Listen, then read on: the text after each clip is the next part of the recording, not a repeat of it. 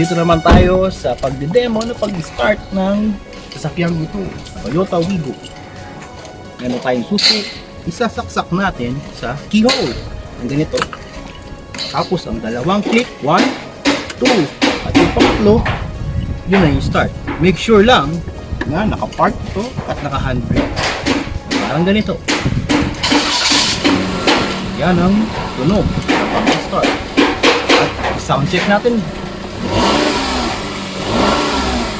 Tara, punta tayo sa likod.